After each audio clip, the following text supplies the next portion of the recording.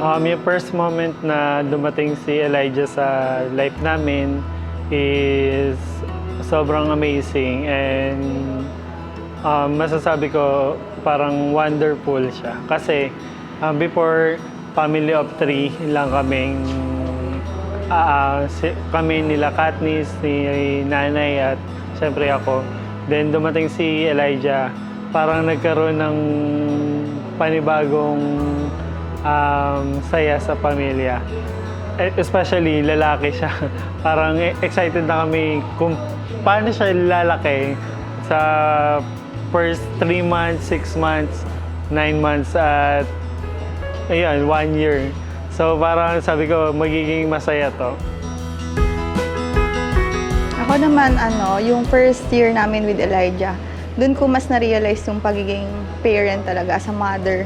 Yung real mother na talagang nag-aalaga sa anak, talagang yung sacrifice kasi doon ko naramdaman na yung as family talaga na as in kami yung magtutulungan sa pag-aalaga kay Elijah. Doon ko mas naintindihan yung pagiging nanay. And then, dumating nga si Elijah since answered prayer siya kasi pinag-pray ko ka talaga kay Lord na, Lord, kung will mo, lalaki, para naman may magmana ng yung generation ng Lucas na apelido is magtuloy-tuloy. So, sobrang thankful kami kay Lord kasi may ate na, may baby boy na, si Botchog.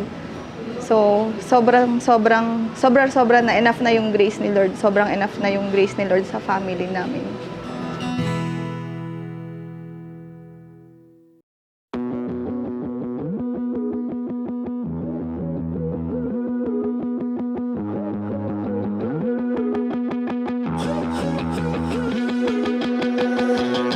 I got a million things to do. I got so much I wanna prove.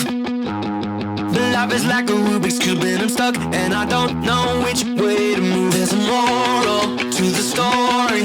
We all need a taste of glory. So don't bore us, hit the chorus. Go big, get loud and go home. You gotta wake up every morning, see the day is a gift. You gotta check that bucket list before you go to the crib. Cause if you wanna light a fire, then you gotta get lit. You gotta live a little bit, live a little bit, live a little.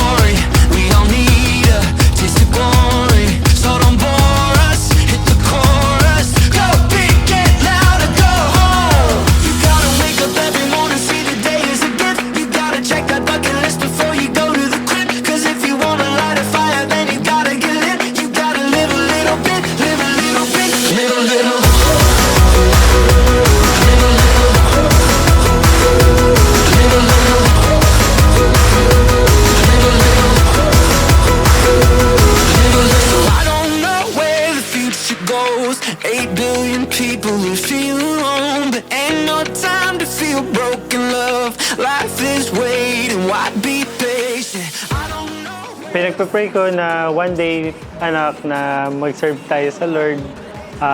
Mahalin mo siya at kilalanin, sundin, at one day, talagang yung pagmamahal ng Lord is mararamdaman at madadama mo. Mahal na mahal ka namin. We love you so much, anak.